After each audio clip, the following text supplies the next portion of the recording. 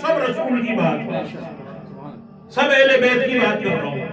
جو انہوں نے فارمولا دیا ہے میں وہی فارمولا پلٹ جائے استغفار کریں، کم سے کم 70 مرتبہ، زیادہ سے زیادہ 100 مرتبہ کی روزانہ کی عادت بنائیں.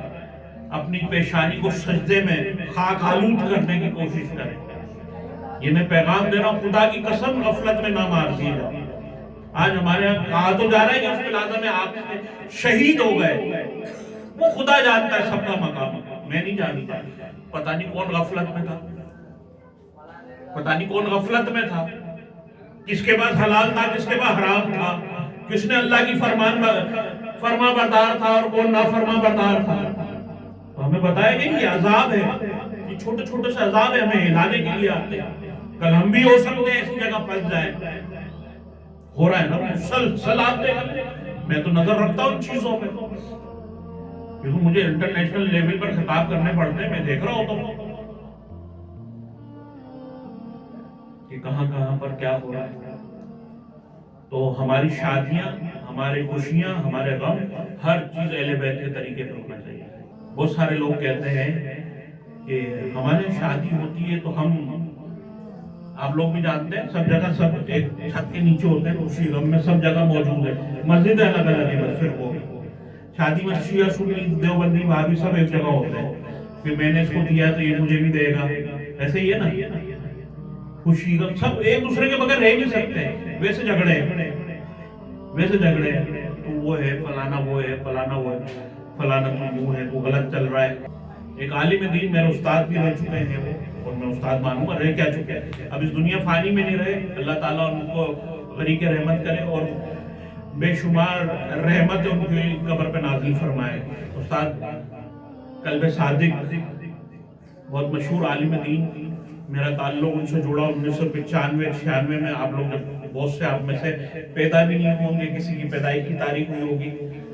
تو قلب صادق صاحب کی بیٹی کی شادی تھی، تو انہوں نے مختصر گھر کے لوگوں کو جمع کر لیا اور چائے کی دعوت، چائے کا انتظام رکھا کہ چائے جیسے ہم کہتے ہیں شربت پر شادی کر دیں گے، تو چائے کا انتظام کیا. اب لوگوں کو پتا پڑتا جا رہا کہ قلب صادق صاحب کی بیٹی کی شادی ہے. لوگ خود بخود پہنچے بغیر دعوت کے، ایک ہجوم لگ گیا.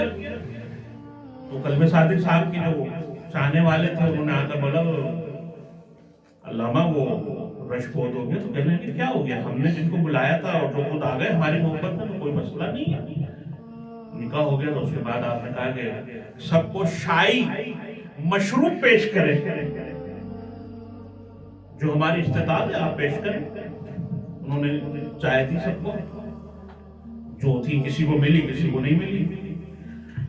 تو بتاتے ہیں جب میری بات ہوئی ان سے تو انہوں نے کہا کہ ہم نے امام زمانہ کو دعوت دی تھی، ان کی کرسی لگائی گئی. ہمیں کیسے غیر شرعی کہا جا سکتا؟ ہم لوگوں کے لیے مائنڈ سیٹ ہے، ہم خطاب کرتے ہیں ممبروں پہ بیٹھ کر اور ہم خود ہی وہ الٹا کام کریں، ہم خود وہی الٹا کام کریں تو کون ہم سے نصیحت لے گا؟ یہ بہت بڑے لوگ تھے جو عمل کر کے دکھاتے ہیں، اور یہی ہم سے اہل بیت نے مانگا ہے. انہوں نے عمل مانگا ہے، عمل کریں، رزلٹ ہمارے پاس. تو توبہ کریں. آج یہ نصیحت ہے آپ لوگوں کو.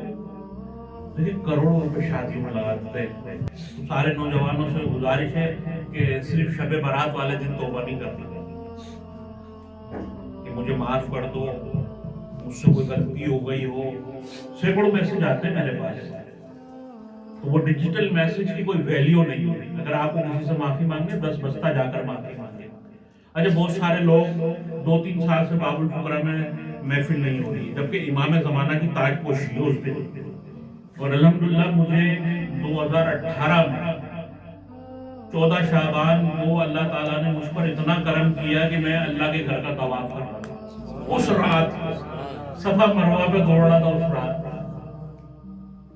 تو اللہ تعالیٰ جب کرم کرتا ہے، جب اس کا کرم ہوتا ہے، جب اس کا کرم ہوتا ہے، سب ایک ہنر ہوتا ہے.